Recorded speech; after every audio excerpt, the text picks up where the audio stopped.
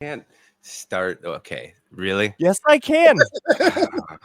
One of these days, we're going to get professional. You would think, and I'll Wanna give you a bet? little spoiler. We have a pretty big guest. Howling has finally joined us. Howling, how you doing? Glad to be here. Thank you. Stony, how you doing? Welcome. Feeling good? Johnny, thank you for starting and throwing me on my feet. You're welcome. As And always. Wait, we get to see you tonight. This is huge. momentarily, I'm trying to rush he'll off turn it camera off. as fast as I can. Introducing on April Fools, Daz. Thank you so much for joining Your Average Grow. Best day for a fool like me. Thanks for having me on. Appreciate you guys. And then he disappears as soon as he That's all. possibly He can. did his job. Shirt's gone. Back in the. Yeah, no, when I mute for a That's little the bit price we longer, pay for the making him shirt will lead. be gone. I think you just made someone's night or morning time if you actually showed yourself, Rev. I know people. Yeah, I really thought he was sticking around. Oh no, that's that's the full length of it. Full length. I feel blessed to have seen that. That was nice. There was only one other occasion, and that was our 100th episode that I was live. But what I found was I really hate seeing myself in the background. So I was just like, man, I can't do this. But this works. Those much more mirrors comfortably. must be a bitch in your house. I ain't got no mirrors in my Yeah. house, dude. Yeah. You think you can look like this and walk outside with mirrors in your house? Yeah. That's what the neighbors are for, right? They just give you the opinions that you need. Yeah, it's that terrible all the time. But Daz, man, thank you for joining us. I know it's fucking late in the fucking East Coast here, and I appreciate your time. So right off it's the an bat, honor. I'd like to say Pleasure. thanks for your time. Yeah, thank you for having me on. I know a lot of our listeners, you're a fucking hero in our community. You've done a lot of great works with Autoflowers, man. So we wanted to get you on and fucking smoke some weed with you and I listen to you appreciate tell that. some stories. Yeah, no, I'm just doing what I love. So I don't know. I live with myself every day, so I've got a different view of my world than a lot of other people do. So it's always interesting to get that feedback. And I still haven't really taken the time to kind of sit down and acknowledge kind of the catalog that I've made and everything that I don't know. Sometimes I'll see stuff from 2, 3, 4 years ago, and I'm just like, damn, I can't believe how far I've come. And yeah, it's an honor to be here, and thank you and your community for embracing me. I truly appreciate it. Well, I think it's a very impressive feat that you've been able to stick with it for, this long, but specifically every community that you seem to go into, at least in our kind of small area, everybody has grown a night owl. Everybody knows that when there's a drop, people are fighting and there's going to be issues, and it almost always is amazing. So it's cool to see. That. And it's got to be we can just stop each other the whole time. I was just saying I don't even remember what I was saying. Sorry for stepping on you, though. Go on, continue. Oh, don't apologize to me. The whole point is to step on me on this show, apparently. Isn't that right, Johnny? No, I'm just kidding. But the growth year to year is amazing to see, even in the short, I'd say, well, we're almost going on 3 years on this podcast, but a year or so before that, where I really kind of grew my first night owl. And it was Cookie Smasher was the first one I grew, actually. Good one to start with. Yeah, it was a wonderful plant, and I was hooked. So unfortunately for me, I just can't get enough. So I think yeah, I'm sitting here with a head full of Cosmic Queen, and it was one of the ones I know has stirred back and forth. And you were saying how you've grown so many over the years, and to see that one stir back into the pot, clearly it was something pretty special. But yeah, I love that one. That's probably that and the Zamaldelica are some of my all-time favorites of anything I've ever smoked in my life, and they're both so unique and different and such happy highs. They're just, I don't know, they're real special to me. Yeah, it's got a super glow to it. Like the myrcene levels in it are dynamite. It's like those funky, almost rotten mango, like they've been sitting out on the counter for a little too while, all soft and gooey and brown. But yeah, it's uber sweet, and it cured out spectacular. Nice. I did not do the justice it deserved to get the full expression of it. But I'll tell you what, once I cured it and got it into a really good spot, man, those terps jumped out at me. Those mango ones were dynamite. That's and great to hear. Sat right next to a Valencia Kush, and so two almost like polar in a sense. But yeah, just absolutely spectacular. It makes me glow. I mean, it's a daytime medicine for me for sure. That's so beautiful. To hear that one stir back in, when I saw that one come up, my little Cosmic Queen, just absolutely had to. We will for sure be touching on your love for the narrow life. Howling, unfortunately, is really kind of like a priest of the broad, more couch lock side of life. But you can find that so easily. It's hard to find a really good daytime medicine, at least for me. So I appreciate that you keep seemingly finding it, because almost all of them seem to be something that you've selected. Well, those definitely tend to be what helped me most as far as focus and ADHD and depression and all the other stuff that we all deal with. So that's my go-to. I do like the broadleaf stuff as well. I'm just more biased, just particularly for daytime and active stuff. It's always the narrow leaves for me. But I do have plans to do more broadleaf as well, just not quite yet. That's right. We can only hope you keep putting it off inevitably. But he won't even. Howling doesn't even like see the hybrid aspect into it. He's just like, oh no, that's just a total thin leaf. It's like, no, man, no. Too thin for me. Too thin for me. Yeah, no, it is such a great thing though that you can have so many different offerings, because everybody's body chemistry is different. Mm-hmm. But with your bias towards the narrow, how do you test your broad without necessarily going like, damn, I've been smoking, I can't do shit, I've been on the couch for a couple days? Yeah, I don't know. That's how I tested. I smoke test everything, and just how it affects me is I've been fortunate enough that people seem to like what my palate likes as well, and the effects that I receive from stuff. And to see people have like the same exact reaction to stuff that I do is pretty cool. But as far as testing goes, yeah, it's just really smoking it. That's pretty much it.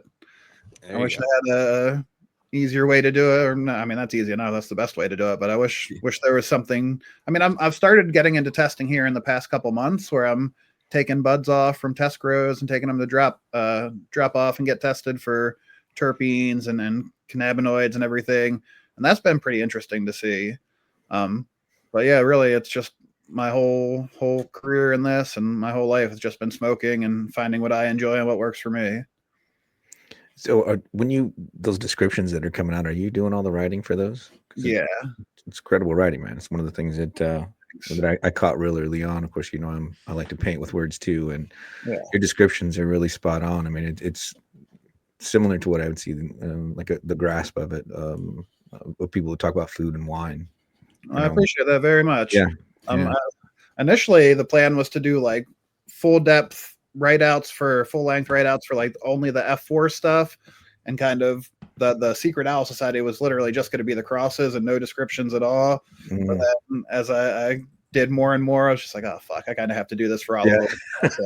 But you will notice a lot of the stuff is super kind of personal to me, and I've the relationship with different clones and plants, and kind of my travels with it. I was reminiscing with my little cousin last night. I was like, man, that Cosmic Queen. All right, so it started in Maryland, went over to Spain, then to Colorado, and then it was finished the F4s in Massachusetts. And it was like, yeah, that's been with me all over the place, and it's traveled, and I don't know, it's just that I've got really close relationships with a lot of these projects that I do, so it's pretty easy to write about stuff like that where you're kind of emotionally invested and you're connected to it. But yeah, I appreciate you saying that. That's very nice, and it's something that I do take pride in, and I try to put accurate info out into the world so people know what they're getting. And it's gonzo, dude. I can tell you're writing it. I can tell you're just flowing when you write it. I appreciate that very much. I can tell the style, man. I can for sure. I mean, and really the grasp of it, I think, it sets some standards, I think, with what people are doing around to really get into the descriptions of it. I know people love being able to find the right words for it and have those descriptions. So keep going on it, man. Don't, because that's a cool little archive to keep. I mean, for however many years and decades you'll continue doing this, like those words exist forever. So it's pretty damn cool.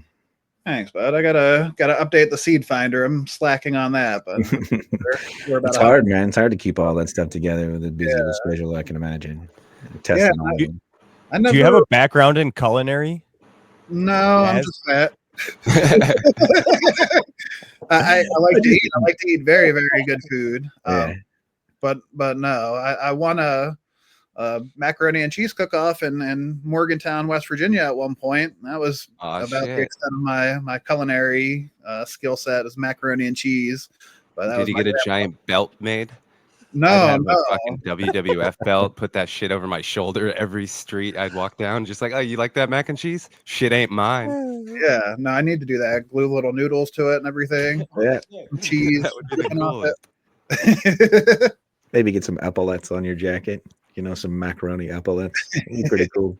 If this seed thing doesn't ever work out, macaroni and cheese belt, and we can just tour the nation, dude. We'll throw it down. Honestly, at that competition, somebody offered to buy the recipe from me, some restaurant tour there. Oh, and shit. Let me call my grandma real quick. So I called her. No, absolutely not. Fair enough. I got love for the grandma. That's a pretty badass. No, hell no, we're not taking money for that. Yeah. That's awesome. What you got there, Johnny? You burning it? That White Widow I harvested. Yeah. Nice. Yeah. It was like, it's that cut I got from Monza. It's supposed to be like some old school fucking cut, but it definitely puts on a different fucking high than anything I've had before. Yeah, it's definitely different than what's in the arsenal at the moment. But that was a fun one to grow. I should have taken fucking cuts, but you know me, I'm lazy. No, not you. Yeah, no, I am. Dude, I'm so lazy. I got this other fucking this fucking the fuck is this? That pineapple muffin I was so excited about that I flipped in fucking flour as soon as they went in the tent. Never even got any veg cycle in the 4x4, and yeah, it was decent and we dried nice, and then I brought it back here to fucking trim up and forgot to fucking trim it. So I've been smoking on that. Even dry, it's not even fucking harsh. It still has terps, so it's like, fuck it. There's not much to the plant. It'll be gone in no time. Fucking lazy prick. You could have framed that in so many different ways and made yourself seem like you were doing everything right. You didn't have to make it so negative. You could have been like, yeah, it's storing in my totes. It's actually curing right now. I'm just waiting before. Nah, dude. You made yourself sound like you're some dumb shit. It's fine. Too lazy to deal with it. I get that, dude. No, I'm getting ready to harvest that fucking banana runs. I'm actually doing that tomorrow. So that's pretty fucking excited. Right on. Is that a photo or an auto? It's a photo. Nice. I don't grow autos too often. Okay. I don't fare well with autos. I don't have the lifestyle to grow autos. You got to pay attention to fucking harshly. Sure. And I just throw them in earth boxes and fucking big beds and forget about it. What's the smell on the banana runs? It's actually lemony and limey. Okay. Yeah. I didn't get any sort of banana off of it. No, not even like the green banana, like a plantain or anything like that yet. No, but also I didn't crush this fucking grow either. This in an earth box, it's had like 6 fucking grows in it already. The sides are bulging out. I can't put any more fucking worm castings on top at this point. So it's like, yeah, when I flipped it, I was like, fuck, man, I don't know what I'm gonna do. So I poured more castings on top and it came up and ate what it was gonna, but she don't have enough in her to run another fucking couple of weeks to fill out anymore. So after 8 weeks, she's done. But I got what I got, lemon and lime, but I'm not blaming anybody but me. Yeah. No, lemon lime's awesome. Yeah, can't complain with that. Also, again, Johnny, if you would have just said neglect tech, it would have sounded like you would have done what you were doing from the beginning. Dude, I know, but I hate to overuse a fucking term. You know what I mean? Like grow me. Yeah, that's not okay, necessarily. Okay. Down. Stop that. Sorry. That's anywho. No, I'm just kidding. I wanted to say though, you after all that shit talking autos, what is your favorite auto though? Because it's kind of a coincidence. Me? No, it No, actually Johnny. is. No, it's been Bubblegum Queen. Nice. He does nothing but talk Mhm. shit on autos, right? But every time he's like, but the best auto I've ever grown is Bubblegum Queen. So That's so funny. I've been going through my old seed stock. That's one that I've been looking for. Is my last of the Bubblegum Queen. I found the Mango Sunrise last night and some other old stuff. But yeah, that's what I want to get back into. So Dude, the, I got a pheno out of that. It was literally a pack of juicy fruit fucking gum. That's awesome. It was unfucking believable how much that shit was like. I was like unreal how much and every time I gave it to somebody else, they're like, holy shit, this is the fruitiest tasting weed I've ever had. This is different. It's like, yeah, because you've been growing fucking or smoking bag weed your whole fucking life. Mhm. Yeah. So yeah, that is, and still to this day, it to me it is even better than the Hella Jelly. That has been my favorite terpene profile, and I just can't find it. And I wish you would come back with it. Yeah. It's on the to-do list for sure. That was one I really enjoyed as well. It's funny you mentioned the juicy fruit. As I was going through the seeds, I found a pack that's supposed to be like F25 to F30 juicy fruit auto from some island in Canada somewhere. Someone sent them to me probably 8 years ago at this point, and I just never ran them because I didn't believe the story. But I was like, I should pop some of those. They're getting too old see what now. happens. Yeah. Yeah. See what happens. So I've been Fuck getting yeah. more into my experimental phase. I just popped some 18-year-old TGA seeds the other night, and I only had 5 of them, but all 5 popped. So that was damn. After 18 years? Yeah, say that again. Holy So you shit. 18-year-old seeds and you had a full pop out of all of them? Yeah, they're 17 or 18 years old. Wow. But yeah, they all 5 popped, and I popped a couple other packs that I've gotten more recently in the past 5 or 6 years from. Well, one was from an auction on Instagram, another was from a breeder on Instagram, and I got one out of about 25 seeds to pop on those for some reason. So Yeah. I put a damper in my spirits. I was feeling super confident after the TGA stuff popped. Just, let me start You popping thought, all these. yeah. old ones. I was like, oh man. You're like, I got Man. this shit, man. I'll pop everything. Yeah, but it lit a fire under my ass to start going through all the old seed stock and popping the stuff. I just popped a bunch of stuff from 2014 that I made and never really dug into. So I'm going to check some of those out finally. And yeah, I'm digging back into some of the older stuff that I made just before it gets too old that I can't pop it. Does Hell it yeah. when you look at those seeds and you start to think about them, does it stir up like the memories of when you got them and all that sort of stuff? I mean, you must be going through names over and over and over and seeds and that sort of thing, but you catch those ones and you're like, holy shit, I remember that one. Dude, every pack, I'm like, I remember where I was when I got this, why I got this, and I was telling Flam that I wanted to make a coffee table book where I just take a picture of every pack with like little notes of what That'd my be cool. thoughts were at the Oh, time, that's That would be everything. cool. I was like, maybe I could sell them and give a pack away from the book. Like each book comes with a pack from the book. That'd be pretty Oh, badass. That Like, would be rad. Never be able to grow all these, so I don't know. That's something on the to-do list at some point when I find myself with more free time. Some tells Yeah. you got a big to-do list. Yeah. That just keeps growing. I was gonna ask.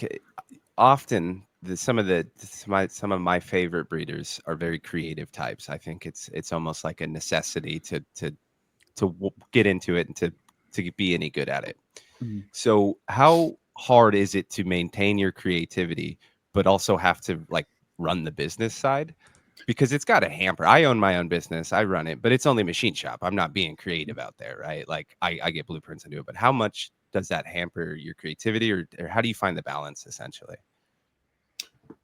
Well, I'm 6 years into Night Owl at this point, and I've finally started to feel like I'm not exactly sure what the next kind of logo thing to do. As far as art stuff is concerned, that's the only issue with like my creativity hitting any sort of a brick wall. As far as plants are concerned, it's endless. I mean, there's so many things that I want to do and want to create, and it's just a matter of finding the time. But right now I'm having a tough time trying to come up with a good logo for the Whistling Diesel, and I've been like, well, we should do like a Hilux, like a little Toyota, because the dude Whistling Diesel on YouTube did like the Hilux ability test. Yeah. Maybe we do the front grill, and instead of it saying Toyota, it says Night Owl or something like that. And I don't know, I've just been having a tough time with coming up with something specifically for that one. And I've always kind of avoided doing strain specific stickers, but I felt like this one kind of deserved it. But I don't know, other than just kind of drawing blanks on that and sometimes on the naming, creativity is still good to go in the plant space. Everything else is kind of I'm figuring it out now. It's taken a little bit more effort than it has in the past, but we'll get there. It's just, I'm more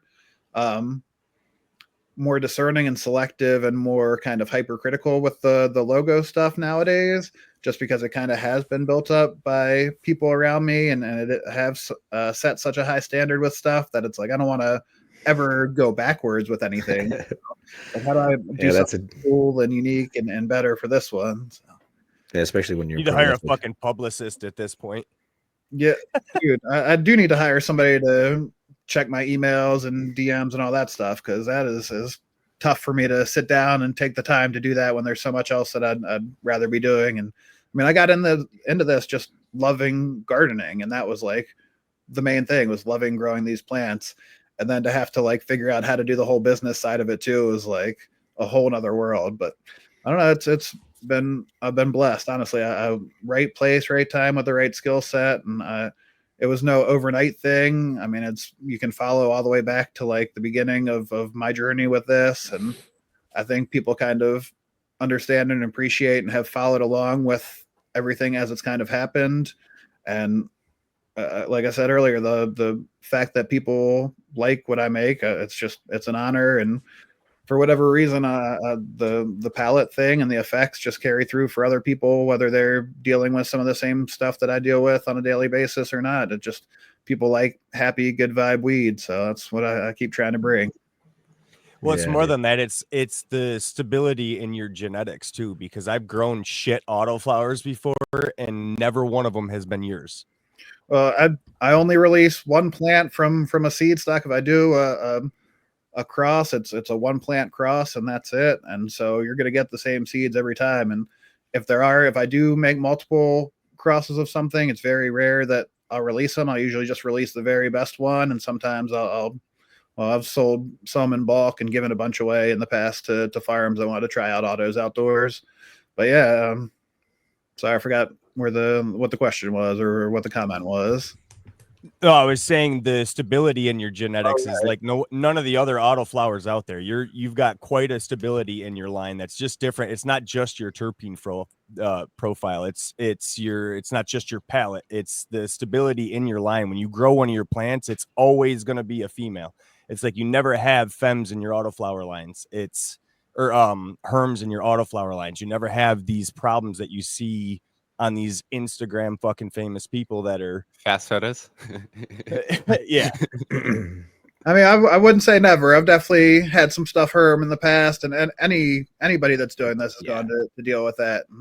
And, it's just part of nature and part of life. Right. And nature and shit happens. I'm not saying never, but it's like, you hear about it less, you know what I mean? And usually there's an underlying issue.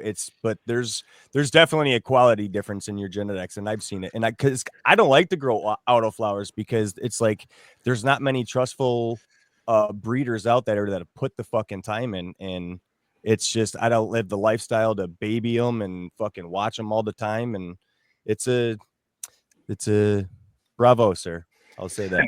That's something that never changes. Every time I'm popping seeds, I'm always like, man, I hope I don't fuck these up. I got to be down here every day with them and make sure they're good. And it always keeps me on my toes. So I appreciate that about them, because it keeps me involved. And I was going to say, some people like me enjoy that, because you get the first couple weeks of the life, and when they go boom, it's every day is different. Like, I know I was a good papa. Yeah, Howling's shaking his head agreeing. Those with first me. 4 weeks suck ass. No way. I hate it, man. It's too much fucking But it hits like day 28, and it's like, this is wonderful. Like, okay, you're cruise control now. I don't have to do shit.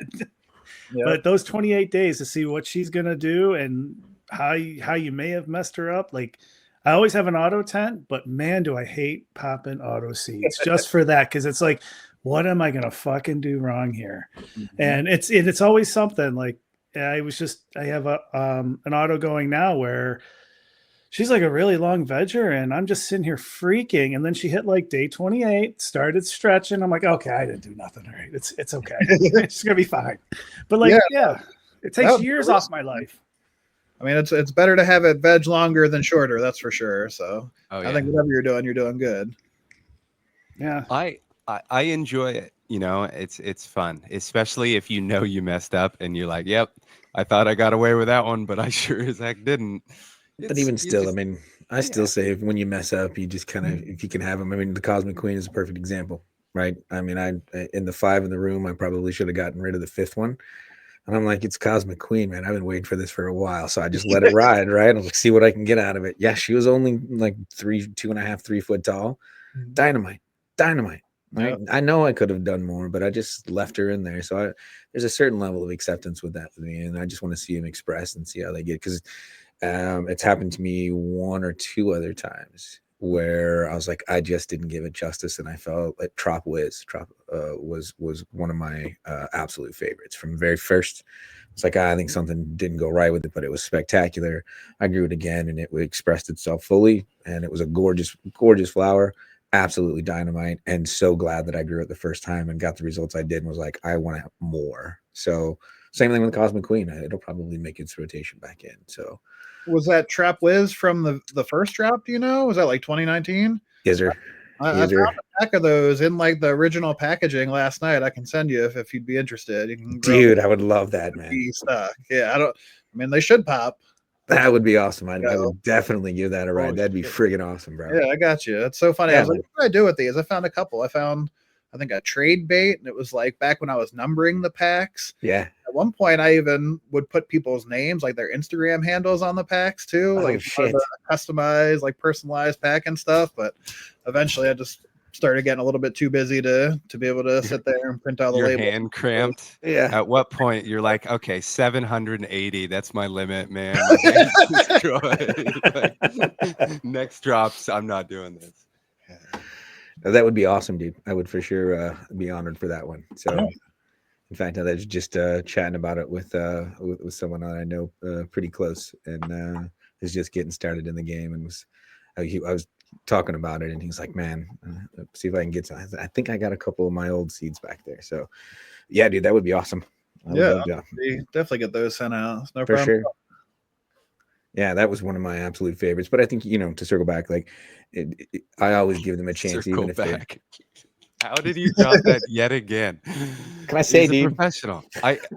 I gotta say, it's too professional. I get weird. Do you practice? Like, no, you practice? No, just been around the bend a couple times. But yeah, I even circled once, and I'll try back to circle back again to it. But yeah, I love keeping those little ones around. If not, I throw them in a bonsai. And I typically will pop like 2 seeds in the same pot, 2 or 3 seeds in the same pot, and then I just throw one over in bonsai. And run those all the way out. So whatever happens. I always like to just have fun with them. But yeah, and I don't like to get rid of them. And I'll take the runts. I mean, hell, I was a runt. So look at me. Sometimes they'll surprise you too. Sometimes they're just slow veggers to start, like specific genetics, like the Chem 91 and the crosses are always just slow to start. And they always have me second guessing myself. I'm like, are these stunted? And I'm like, no, just let them ride. And sure enough, they just take a little bit longer to. They work more on their roots at first, and then they start to really, really shoot after that. Yeah, they're a little bit slower to start, but man, they pack on quick. That Valencia Kush was that way for sure. I was like, oh, she's just going to be kind of an average, and then she took the whole room. Yeah, really blew that one up. I was duly impressed. I even had her up front because I thought she was going to stage out and let everyone in the back. And within weeks, I was like, nope, she's taking over the room. She's got it. So. Yeah, nice. Howler, I know you've got a couple little treats in your tent from the Parliament. So can you say anything about this? Well, right now I don't have any night owl autos going, but I do have a photo if we can talk about it. Yeah, of course. All right, because I have a couple questions. Like, so I'm running Pheno C, which is the Hippie Slayer crossed with Durban Poison. And I got to say, like, everyone's pictures and even the ones I'm growing, the fattest damn leaves on these things. It's just Jurassic Park going on in there, and I love it. It pisses Rev off, but it's just great to look at. And I'm curious, like, so you released 5 crosses and then Durban Poison Cell S1. Yep. Yeah. I'm working on it's just to see which one's which year because I don't have the A, B, C, D, E, F memorized. I know E was the Sour Diesel Cross, D was the S1, and A was the Chem D. You got him right so far. Let's I see. had to pull it up in Bees front of me. I Piff. only knew C. B is the Piff. You said C Yep. is the Hippie Slayer. Yeah, it So is. we got the Jeezel and You what I else? think you hit them all. Yeah. So I'm just curious, like, so Durban Poison, like, what made you want to work with that and make some crosses out of it? So it just fell into my hands. It came to me as a mislabeled cut, and I grew it out, and it immediately transported me back to the Durban that I grew in 2014. I was working at a print shop at the time, and I had some in my pocket, and I walk in, and this dude's just like, "Oh my God, you smell like Jesus." I was like, well, like, it was just so loud and so incredible.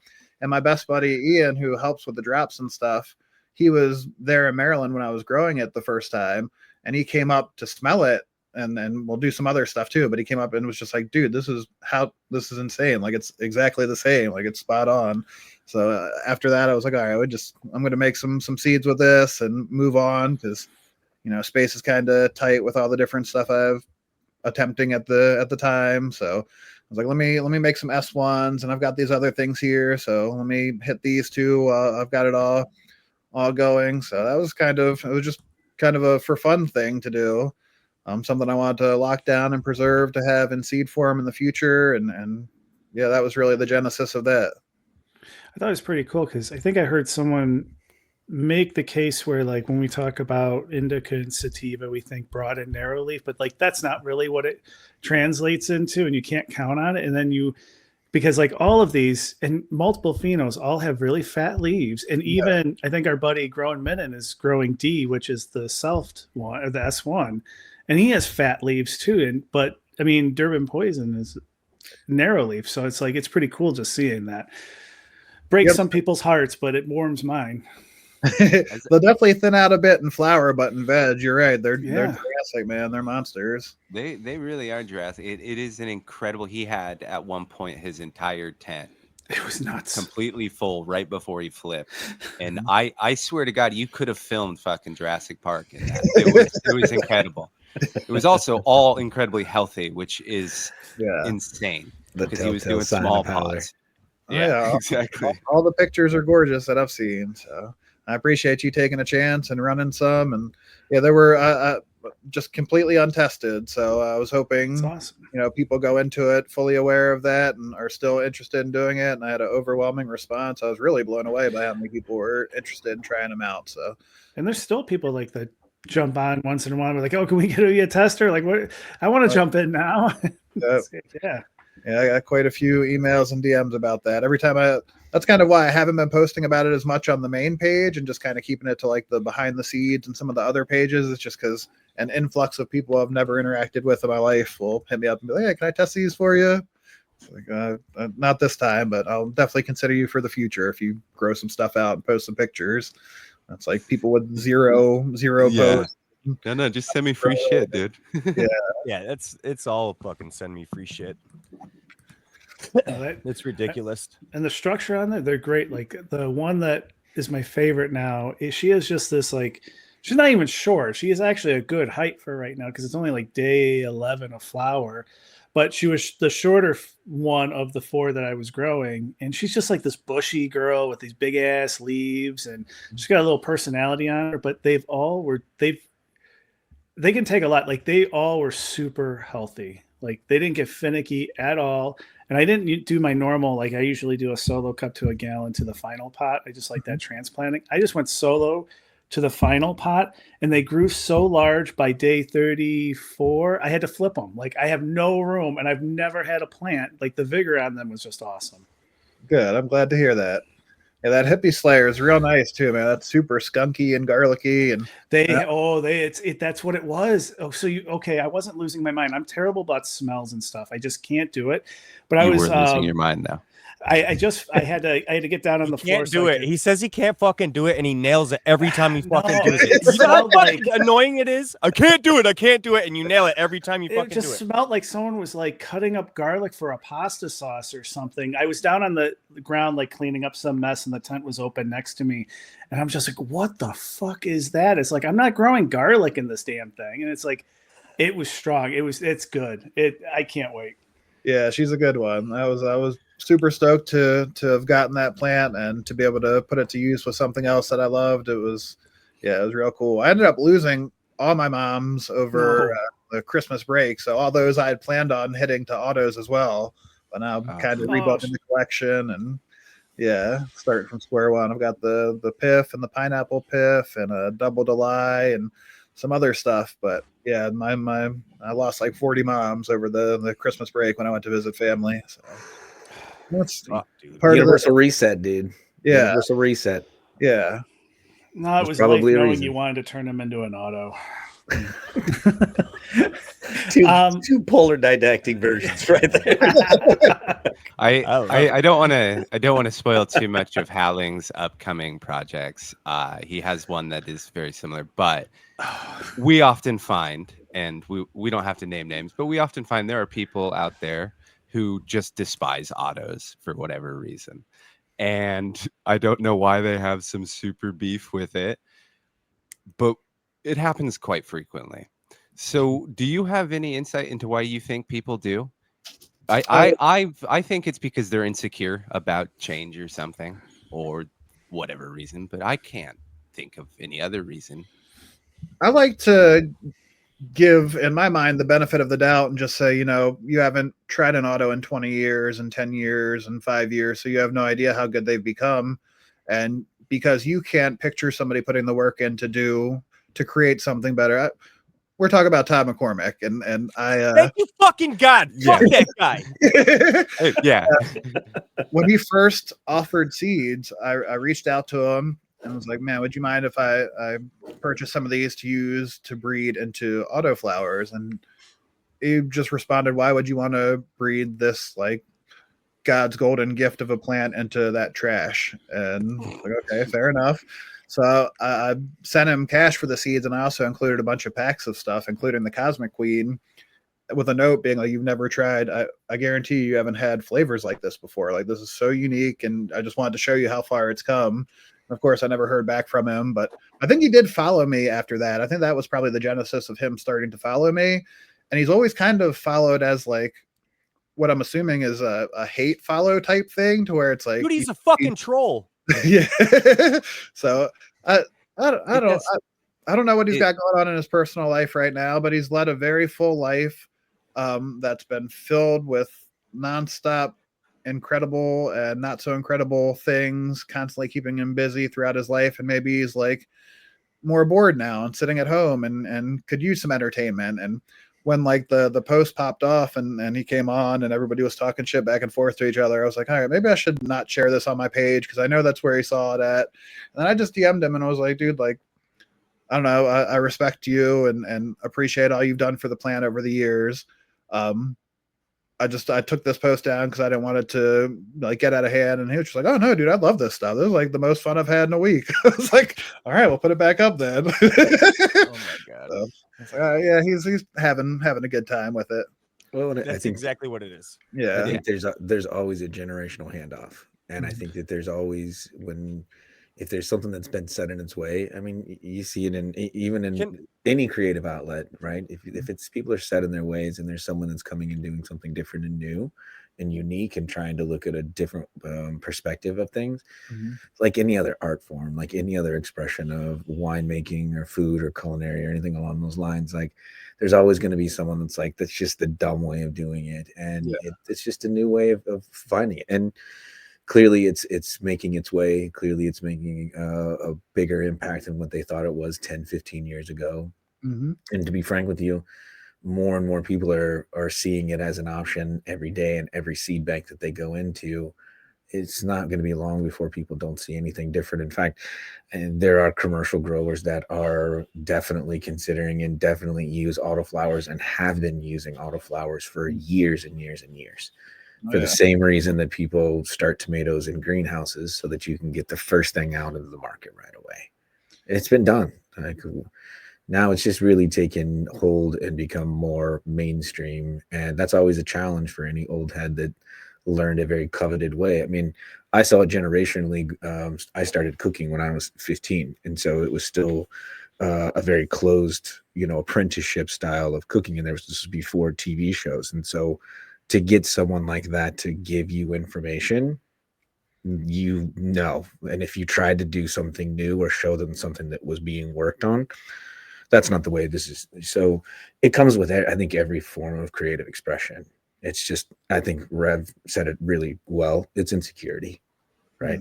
Just an insecurity. I mean, this happens in my field a lot. There's this concept of the old guard and the new guard. And I mean, it happens in every field. And I think it's just this thing where the old guard they had to fight from nothing. They had to fight when things were against them and odds were against them. It wasn't the hip thing to do, it was the right thing to do. And so like they built an identity off of being that and doing something. And I think there's just at some point where they are just resisting. Yeah, they're resisting that the handoff of the baton a little bit. And the new guard's coming in saying, hey, we want to build off of what the culture and the foundation you built, but we have these other ideas. We have where things can go. And that's kind of like how Autoflowers is in this space. It's the passing of the baton, and there are the new guard coming to the scene that have new ideas of where this can go. And I think instead of fighting that, you have to embrace that next level.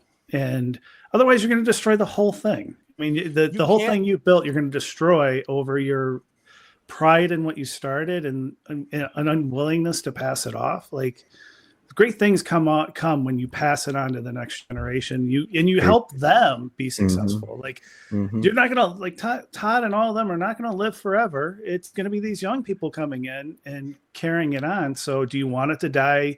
That's your legacy, is to die with you? It's like, no, like, you have to empower the others to come in and do it and to continue on that work. So I'm hoping people, and he's not the only one. There's been plenty of this old guard that just wants to hang on to the lore of 70s and 80s cannabis culture and getting arrested and fighting for it. And they want to hold on to that so much, but they're doing it at a detriment of everything else. As much as I may not spend your life saying it's a fucking plant. You can't spend your life saying it's a fucking plant and then not treat it like a fucking plant. Us as humans have been breeding plants for the benefit of us through our entire fucking, like, civilization. Like, since civilization, we've been breeding plants to get better for us. So it's ridiculous to preach your entire fucking life and say you're for this fucking plant and get hemp out. Fucking suck a dick. They can't ignore. How do you really feel? Dude, no, it's bullshit because Johnny, this guy has a voice, and then he goes on bigger shows with bigger fucking credibility, and he shits on fucking shit that he just doesn't understand for what? To fucking get his jerks off? Fuck that guy, man. It's bullshit. Because people love negative stuff for whatever reason. It's to the detriment of us all that we took this wonderful internet that we could learn anything on, and we constantly compare and shit on other people. But we're fucking human beings, right? So we took brilliance and we created this. The best we can do is balance. And I think Daz does the sensible thing constantly and ignores and goes, okay, we can do better and do better things. However, that's not to say that they're not all fucking idiots, and we can all agree. Well, and I think there's something to be said about the kind of social fabric that we're in, the times that we're in now, and growers now. When you look at growers 10, 15 years ago, they needed large spaces. They were growing outdoors and clandestine. With more legality coming and more home growers that are buying tents and more technology and more availability to these things, to grow autoflowers is probably a better option for folks. It's easier in many ways from a size perspective, and coming into starting to grow and to garden indoors, and it just opens up so many doors. I think where we are now is so very different than where we were from these growers 7, 8, 9 years ago, that autoflowers really are an aspect of what the future of growing will be, the approachability of home growing. I just think it's something that takes away a lot of the variables, as challenging as some folks can find it. And I'm not saying that it's not easy. And there are mistakes that can happen, and like I said at the beginning of this, like, true testament to them. But the reality is, you don't have to worry about the lights. You don't have to worry about as much of the environmental aspects as you do with photoperiods. And as a brand new growers going forward and being able to grow in your basement, autoflowers are very ideal. They've been brought up through genetics to express themselves with incredible terpenes that match that meet or match or go above and beyond photoperiods. So it's also nice for new growers to see if they really want to commit a lot of energy resources to it, because you can get in, try it. Moms ain't early, and that's the only argument is keeping moms these days. Yeah, and it ain't easy. The end goal, right, for my entire life has been to have it completely legal across the board and it just be something you use as a medicine, right? For that to ultimately happen, don't we want the grandmothers growing autoflowers on their patio like they grow cherry tomato plants? So then wouldn't that be, like you said, the ideal introduction? Put this outside in an earth box, see what happens at the bare minimum. Yep. That would get everybody, Yep. You have your old sweet Irish grandmother out there growing cannabis on the patio, just like tomatoes would be my dream. Yeah, and I think now the dude did have a good point or a good fucking story. Do you buy any into the bullshit about ruderalis and whatever the fuck? If he's upset that everyone in the industry has been calling it the wrong thing, and he knows he has proof that Finola is the auto flowering, that is what carries the auto flowering trade. Why would I care? That doesn't bother. I'll change. Yeah, I say show the I'll receipts. say Finola. It makes no difference to me if it's the receipts. But his whole shit is based on his receipts, right? His story. Yeah, his whole fucking sales pitch is based on his story. His story is getting old. Are you guys familiar with Dutch Cincy? He does like these earthquake predictions on YouTube, and a lot of people dislike him. I love him. I think it's amazing to listen to him, and it's fun. He's a fun person to listen to. But anyway, he's very intelligent, very smart. One of his relatives was the person that classified ruderalis like 100 years ago. It was literally in like 100 years ago. And so part of that classification was early flowering. So I don't know what exactly Finola hemp is. I've never heard of it until 2 weeks ago or whenever Todd McCormick made that post. But if that's his secondary main issue, other than the fact that you can't keep moms, sure, Todd, I'll call it Finola. You can call me Al. I don't give a fuck. Yeah, literally has no impact on anything. But I do have a mission now. I'm going to keep an eye out for events and stuff that he's going to and try to fly out and sneak him some photo bud without him knowing. It's the only way it's going to change his mind on anything, honestly. Fuck that guy. Even then, it changed his mind until he found out, but I think stubbornness will probably keep him. Yeah, it's either that or turn his haze or his skunk or something into auto and then give that to him without knowing. His skunk isn't skunk. Well, funny. His skunk funny. Isn't skunk. I didn't want to give away Howling's project, but I think because of that, you can do it, Howling.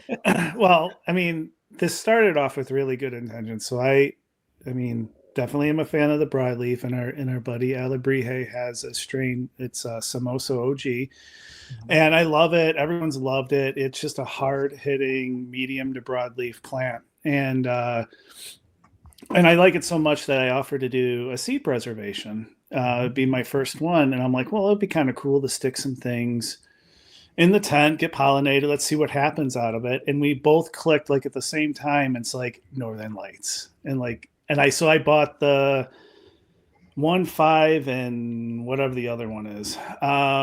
So I bought all three, and I'm like, all right, we're gonna hit them and see what comes out of it. So it started off with really good intentions.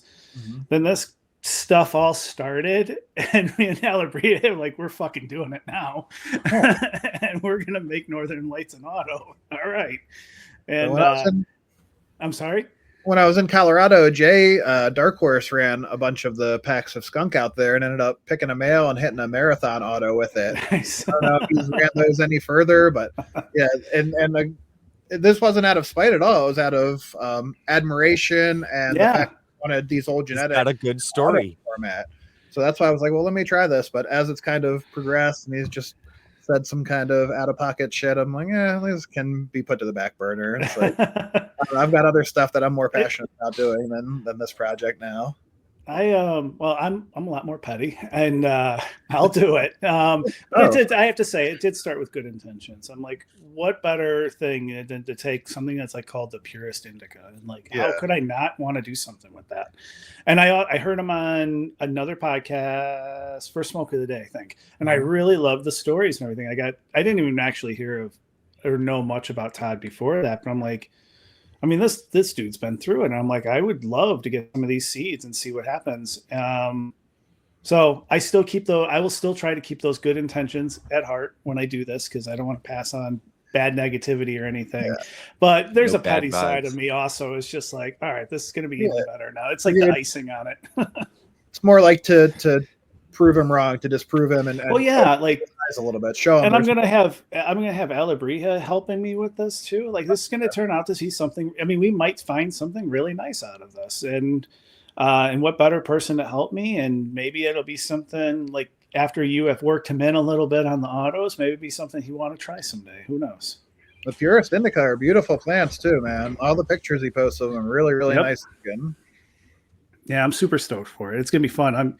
I actually just bought a whole new tent setup so I could do this. I should stop dragging my ass and actually start. I think I've been telling Alabria sent me his samosa seeds like months ago. I'm sure he's waiting for this. So yeah, better get started.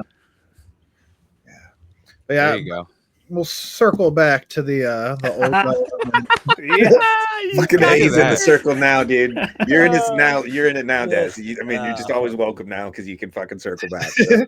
I feel like so before Old Guard and New Guard is concerned, I almost feel like I'm kind of straddling that line to where I did go through some of the same, stuff that they went through, and growing in places that weren't so friendly, and when it wasn't such an open thing to do. So like, I know what these guys went through, and I respect and appreciate that. And I always that's always internally, I'm always kind of feeling that.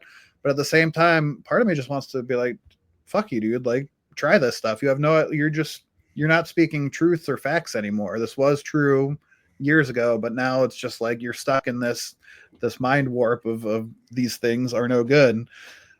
I explained it to him last time I checked. We were like 60 or 70 generations removed from any joint doctor, lowrider, like any of that stuff. And it's just constant progression damn near every time. I mean, not all projects work out that way, but yeah, he can't fathom the fact that, they have progressed past whatever the ditchweed that he tried was. But we'll get him. We're going to get him. How far back does your work go with autoflowers? Like, when did I first start? Yeah, how long you been doing it? I think I started growing them around 2011, something like that. I'd have to go back and check blog posts and kind of. I believe you. It seems like you've been doing it a while. Yeah. Yeah, I think that's when probably 2011 or so is when I got on autoflower.net and really, really sunk my teeth into the whole concept of it, and kind of just was off to the races from there. And my thing was like seeing people do the work the right way and bringing photos to autos, because I had bad auto experiences and I was like, these suck. And then I tried good autos and I was like, well, fuck, there's a way to do it the right way. So instead of ever taking I'm just going to cross an auto to auto mentality, it was like, there were so many photo periods that I wanted to work. I just immediately kind of jumped into the photo to auto conversion stuff. And then afterwards started messing with auto to auto stuff. So I kind of like took a backwards approach into it, but I think it taught me a lot more quickly than if I would have just done straight up auto to auto crosses. But is that because you have to work the same line so many times to get full auto, or is there just something else? As far as learning stuff? Yeah, like how it was a better learning experience. Yeah, I mean, well, you're dealing with full photos in the F1 generation, so that's another backup of your photo period knowledge. And you go to the F2s and you have to deal with both and navigate your way through selecting those and timing that all out and keeping the autos happy, and then keeping the photo stuff alive long enough to be like, all right, well, this is for sure a photo now, because the other stuff's been, showing pistols for 2 or 3 weeks, and all right, I'm going to start culling some of these. And I mean, sometimes the F2 stuff, the photos will start to sex early. And I've had a couple cases where I've transplanted up photo periods thinking they were autos, and been like, oh, I got one more from, and it's like, no, not good. Yeah, it's just the whole process is really, I don't know, hands-on and involved, and you get to really be intimate with the plants. So I think it was just doing it all and trying to wrap my head around it all and just diving into it, head first. Kind of was a better experience for me than just doing auto to auto stuff immediately.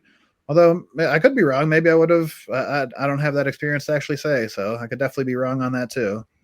Well, we can be thankful that you did, because a lot of autos on the market are because of you currently, whether you had a hand in creating that cross or not. A lot of people use your stuff as backbone. And that's also because you release regs, which I think is a wonderful thing, and really, I guess, shows that you care for the community, because not many people would do that. Yeah, no, Full Duplex had some really good regs. Back in the day, there was Auto Flower Portal and Stone put out a bunch of regs. But other than that, there really wasn't much available. And particularly with the Chem 91 stuff, I was like, well, this has been such a backbone in the photo period community. I should release this as auto reg so people can use it and expand upon it and try to make it kind of a backbone for auto flower breeding moving forward. And that Chem 91 stuff, man, I feel like it's really underrated. And that shit is so good, so potent, so flavorful. The plants are medium sized. They're not the biggest plants, but man, every single one is just so nice to me. I really, really love those. Isn't that what Grateful did his fucking preservation with? No, I think he used 91 grapefruit. Yeah. Grapefruit. Gotcha. Well, there's something really there's a lot of grace in releasing regs like that, and like it's really almost inspirational for everyone to go out and kind of do their own thing, to be able to say, it's like you were saying about that old guard, new guard. There's a certain aspect of it. It's like, hey, fucking take it, make it work, like make this better than what I can do with it. Go have fun with it. There's something gracious about that, and being able to release that, because you could be holding on to that in your archive.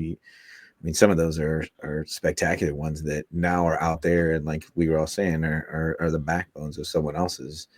And there's something cool about that. And it's one of those, like, it's one you kind of hope like 10, 15, 20 years down the road, when, things are completely different and you're in a completely different lifetime from now, and someone's going to be like, oh yeah, there was these cuts that came through, or these beans that came through. And you're like, yeah, I was right. That was me.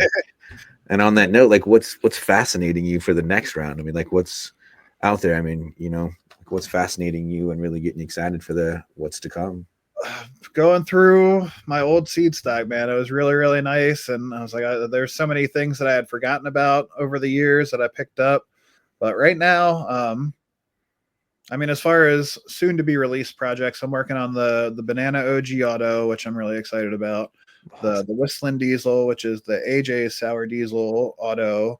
Super excited about that. I just found the Sunset Sherbet, Purple Punch, and the Do-Si-Do. Wait, what? Huh? How just I thought I lost these.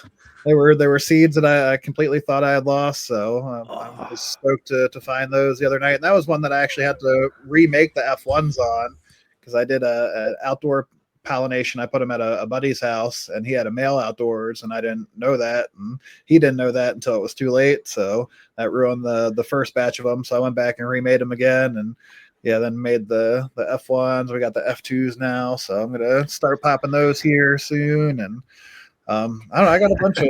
Where's the pre-order link for these? No. Right. Just remember, like the negative things that he said about autos when it comes time for that Do-Si-Do, and you say, you know what, you've been banned, sir. No. I will. That's exciting. Like, Do-Si-Do for me it's my white elephant. I didn't start smoking until I was 4 years ago, when I was 41. Mm-hmm. I never really smoked before that. And it was Do-Si-Dos that got me into it. My wife was this is when medical program came around in Illinois. And so she started doing, consuming for pain, and she got Do-Si-Do one time. I opened up this jar and I'm like, oh, I love the smell of this. Like, I have to try it. Like, I don't smoke, but I got to try it. Mm-hmm. It had me staring at a table for an hour with not a single thought in my head, blissfully dumb. Yep. And I'm like, this is it. Like, this is what, and I've been chasing it ever since. So I am super excited about that one. I'm a big fan of Do-Si-Do too. Out of all those projects, that's the one that I'm popping first for sure. So cool. I'm actually curious.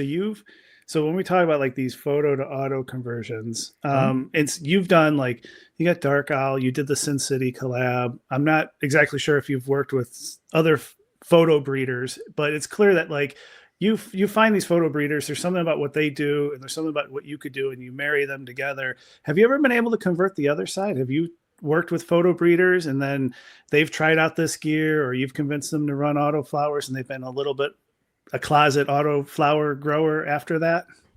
No, it's so funny. Everyone I work with is like, this is what you do. You put this much effort and space and resources into it.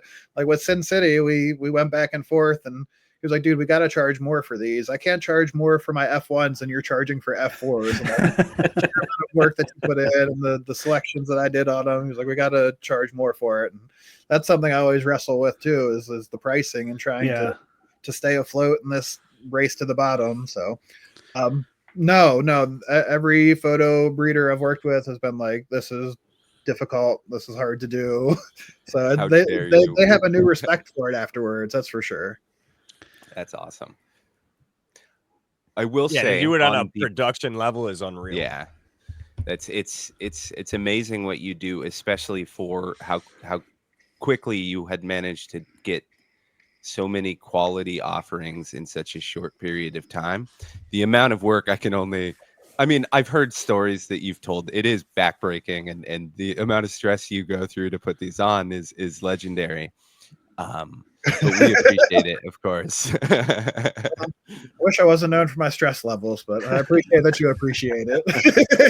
But yeah, man, from my position, it's all gravy, dude. So keep it up. I mean, being lonely and single in a place where you have no friends, you pick up hobbies and you tend to go full bore into them. So that was kind of how it started. Was, I was just by myself down in South Carolina. It was me and my dog, and didn't really meet people. I'm pretty I don't know, I stick to myself.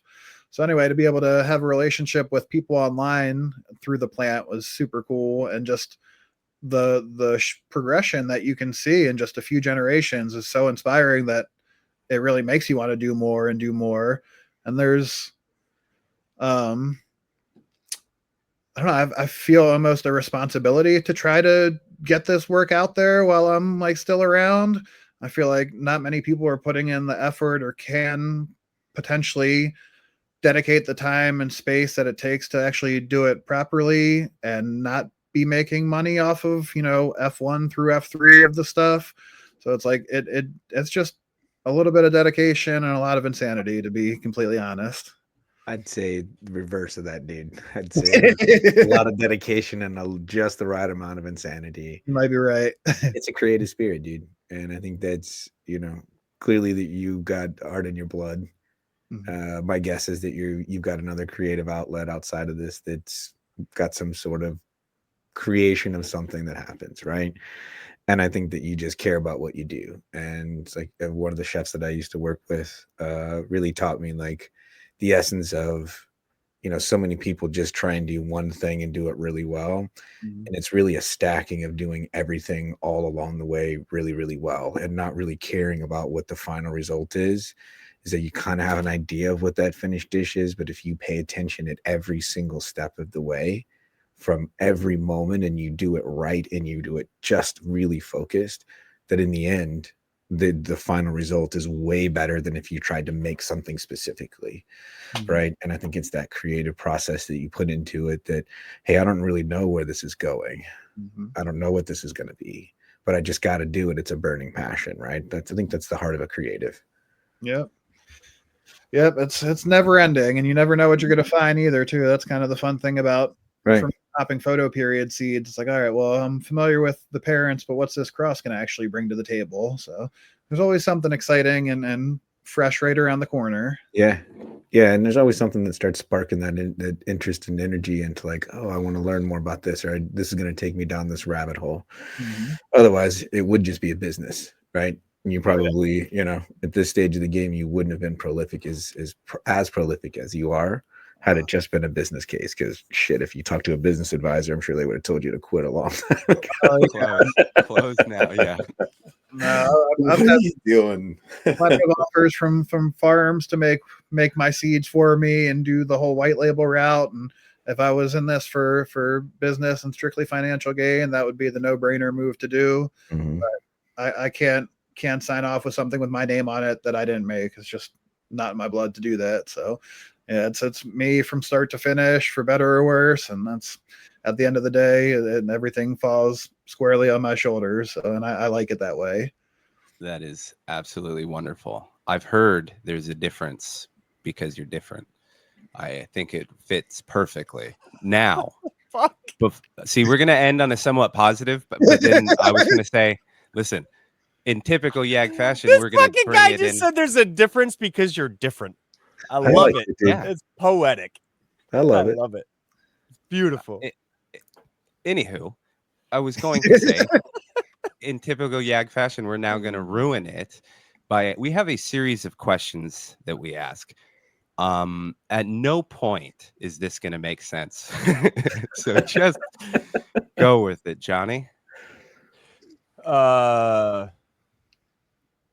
This is Fuck, the Johnny. circle, dude. This is Yeah, the I know, circle. but still it's a ask the same special question, occasion, too. dude. All right. I forgot the fuck. I wasn't even thinking about it. What's the first seed you ever planted, and why was it an apple seed? Because I wanted some fruit years down the road. So it was an apple seed. No, I was just playing along.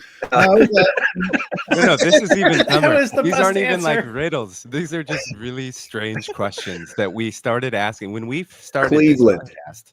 We didn't know what to ask our guests, Mhm. right? We thought coming up with questions beforehand would be smart. So we tried it. These are the questions that we came up with on a On the cannabis Yeah. fucking podcast. This is a cannabis growing podcast. Johnny, continue. What's your favorite pie, and why is it apple pie? Probably because it's best with vanilla ice cream, and I can't eat pie without ice cream. So apple pie is the only choice for me.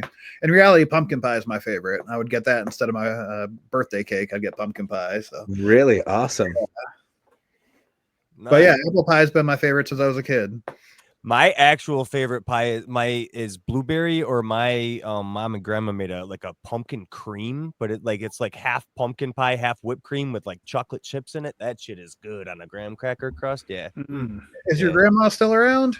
Yeah. No, she passed. I'm Unfortunately. sorry. Yeah, mine too. Sorry. Yeah. That sounds phenomenal. Do you have the recipe? Is it still like a? I think mom does. Yeah.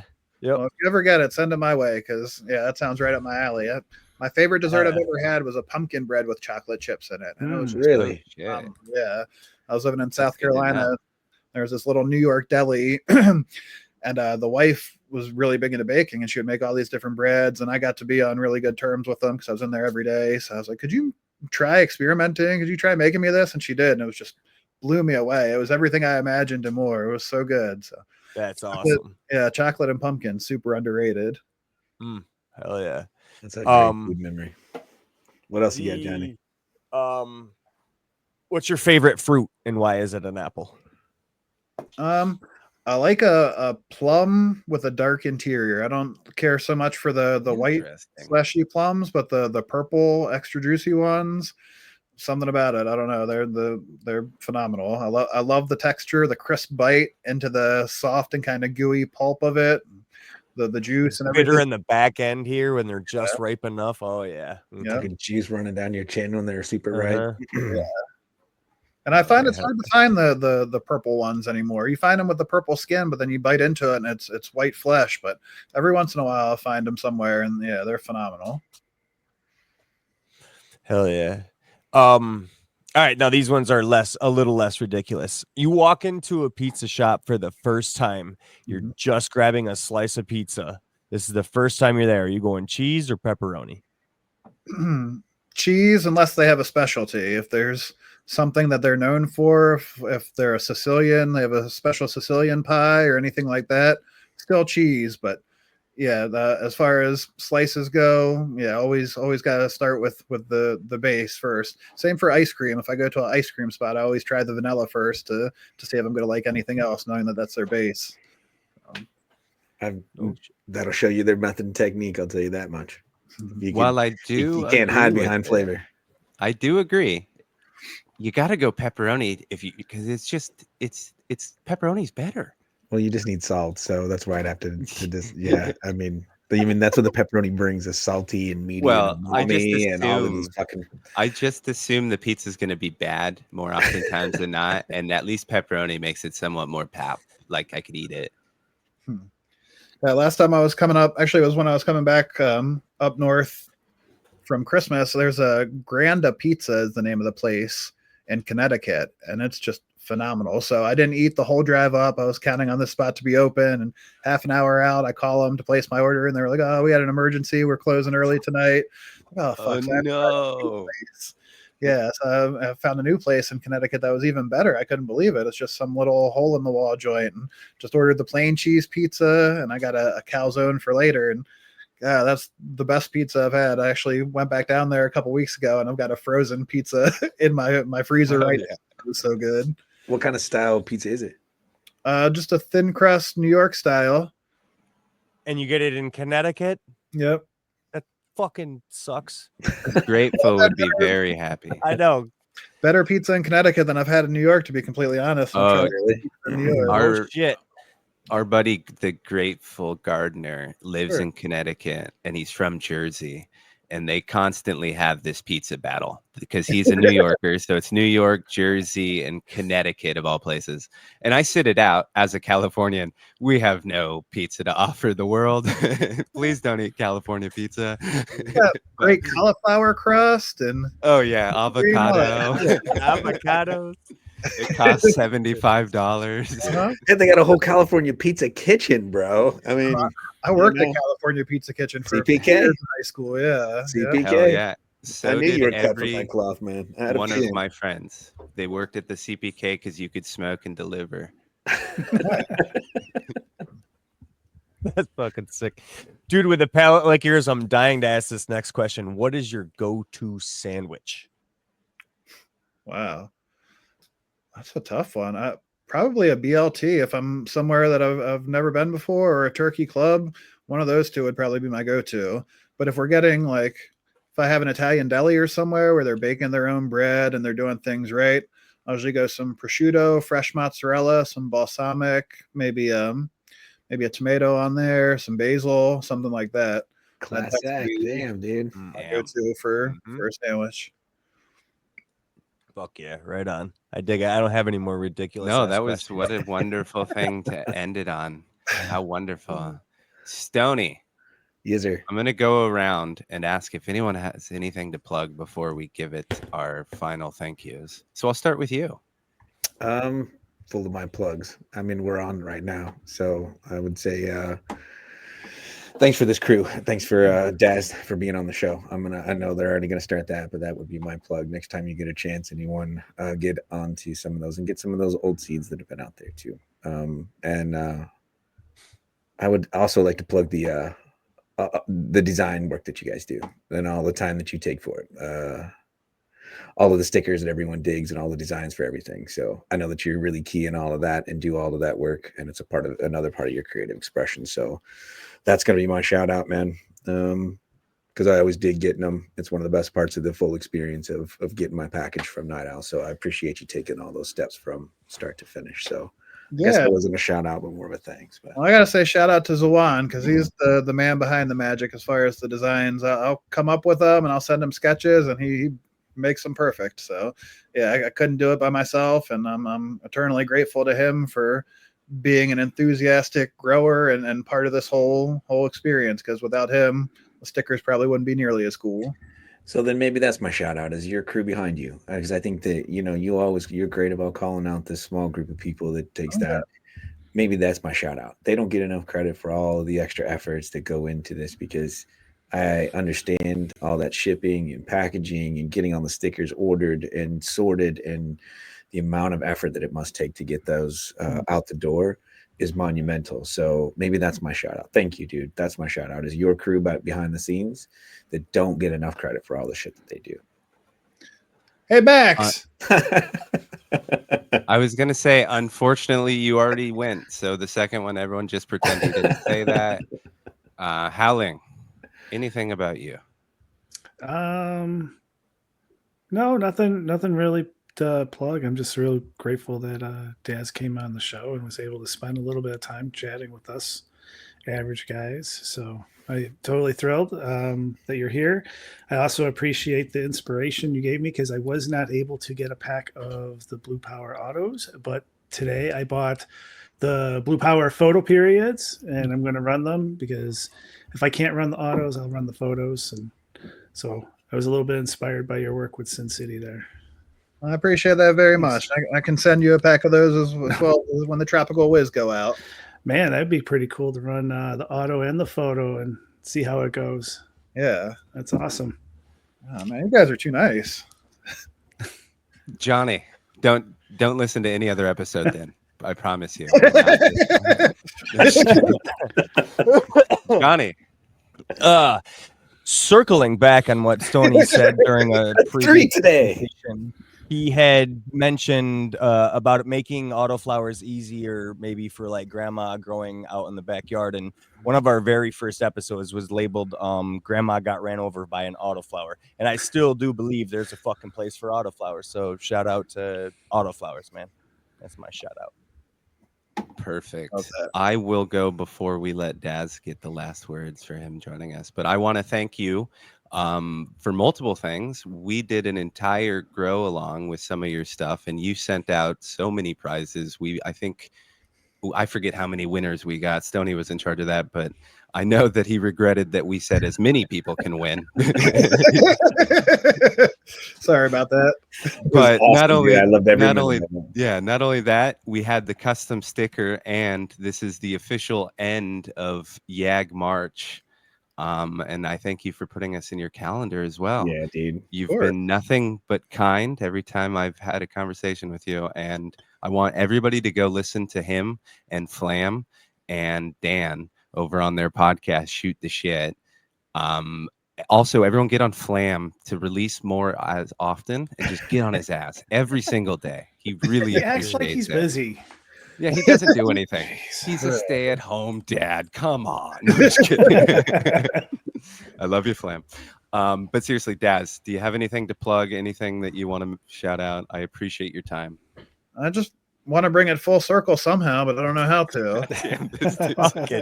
Thank you so much for having me on and letting me be part of the crew here. And anytime you guys want to do another grow off or anything, please don't hesitate to reach out. It's an honor to be a part of your community, and love what you guys are doing. And you're highly entertaining. You're all very intelligent, smart, sharp-witted people, and it's a joy to be around you. So thank you guys very much. I appreciate your support and your help through this. Yeah, right, dude, well, you're always on the so circle much. now, man. You're always welcome now. That's part of the rules of it, is once you're in the circle, you're always back. So we'll look forward to seeing you again on the next one. I appreciate that. But no more nice words, because we can't afford any more than that, man. We're pretty tapped out. That check was a lot. Thanks for listening, everybody. Yeah, thank you, everybody. Peace. See ya. See you guys.